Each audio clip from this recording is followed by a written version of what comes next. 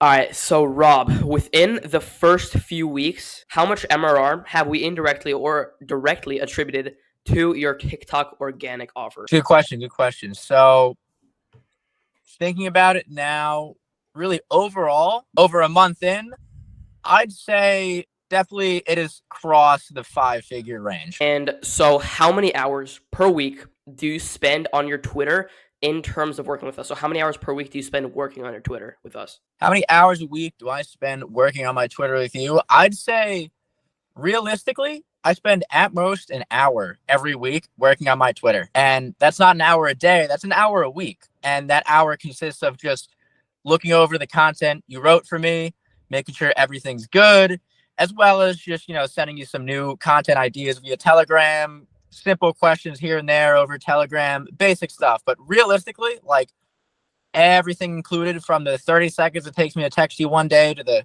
15 minutes it takes me to look at the content, no more than an hour.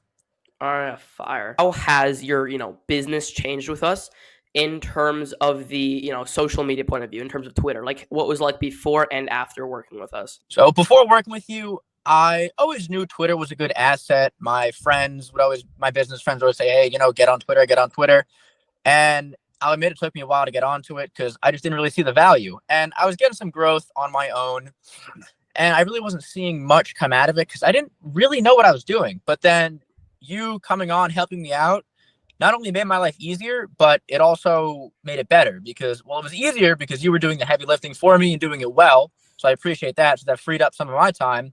And since you know what you're doing, I was actually finally beginning to see results and inbound leads on my Twitter for the first time. Because like I said, I was growing by myself, but that's just because I was doing pretty much anything to grow, not really attracting quality followers, all that BS.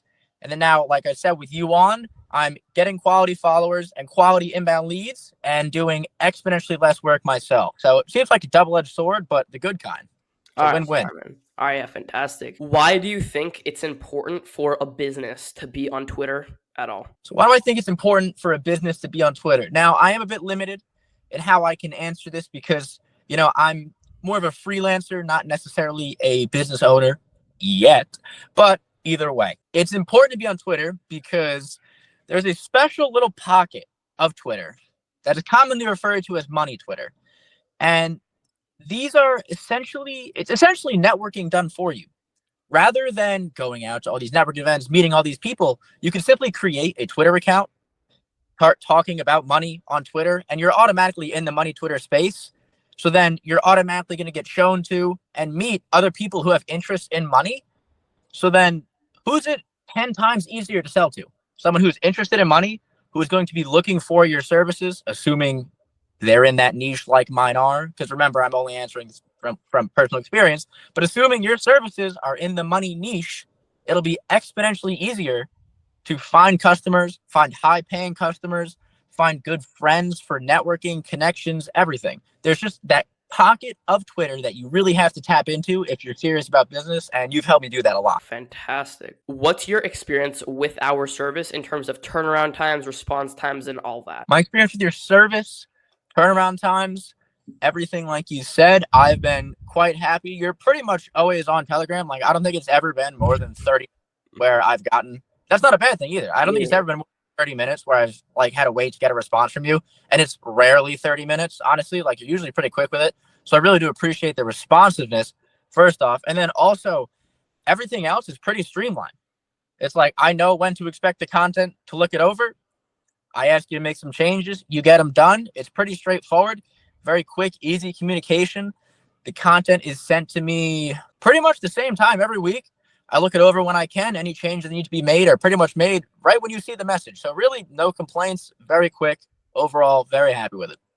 Awesome. Cool. Based on the results we've gotten so far, how much, revenue do you think you'd be generating for the TikTok organic leads in, let's just say, 60 days from now? So currently, based on the results we've seen so far, in 60 days, how much MRR do you think you'll be generating from your high ticket offers? In 60 days, I think it is safe to say that assuming you keep doing what you're doing and the snowball effects works its way in like it always does, it would be hard for me to not be making 5 figures a month. Just to recap, within the first few weeks of working with us, how much MRR has been added to your TikTok, high ticket offer? Yep. So in the first few weeks, what would you say? So like the first month is what you're asking? First month, 6 weeks, 7 weeks, however, much it's been. Okay, gotcha. Yeah, first month, first 6 weeks, 7 weeks. If I were to accept every lead, there would have been tens of thousands in MRR added. Got it. And so do you know, hypothetically, if you could go a bit more specific, are we talking like, 80,000? Or are we talking like, maybe like 12,000, 13,000? Like, what do you think, if you were to accept all the, qualified inbound leads you've gotten, what do you think that number would be on a reoccurring, a monthly basis? On a recurring monthly basis, let's see. So far, we are only about 2 months in. So far, I would say you have added an additional 10 to 20,000 MRR sitting on the table. If there was anyone on the, kind of fence of buying our services, what would you say to them? What I would say to you is pretty much what I was saying to myself before considering purchasing your services. One of the best things about business is once you are in a position to outsource anything and outsource it well, you should hop on that opportunity, because then it not only helps someone else's business, assuming they provide good work, but it will also free up more of your time so you can start making even more money. And I know that just sounds like, oh, really? No, duh. But let me tell you, after doing it, I really have noticed a significant improvement in just my Twitter growth, because it's been consistent and I've been doing less. So it really just seems to be an overall win-win. It's if you can afford it, it's a no-brainer in my opinion. Fantastic, Robert. Thank you so much for doing this interview. Yeah, man, have a great rest of your day. Thank you, man. You too.